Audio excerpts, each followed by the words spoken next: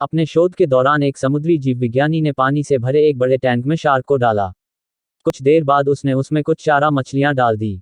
चारा मछलियों को देखते ही शार्क तुरंत तैरकर उनकी ओर गई और उन पर हमला कर उन्हें खा लिया।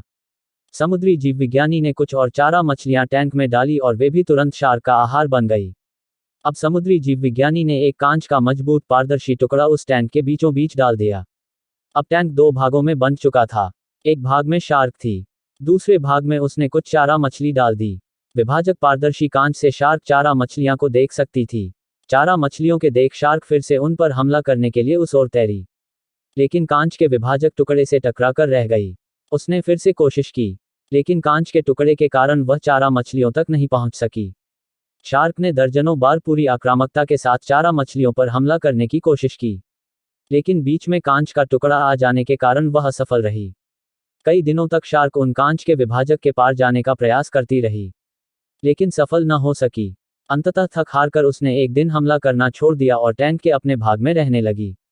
कुछ दिनों बाद समुद्री जीव विज्ञानी ने टैंक से वह कांच का विभाजक हटा दिया, लेकिन शार्क ने कभी उन चारा मछलियों पर हमला नहीं किया क्योंकि एक काल्पनिक विभाजक उसने दिमाग में बस चुका था और उसने सोच लिया था कि वह उसे पार नहीं कर सकती। सीख: जीवन में असफलता का सामना करते करते कई बार हम अंदर से टूट जाते हैं और हार मान लेते हैं।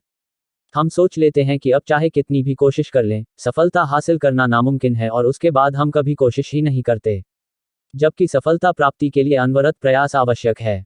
परिस्थितियां बदलती रहती हैं, इसलिए अतीत की असफलता को दिमाग पर हावी न होने दें और पूरी लगन से फिर मेहनत करें।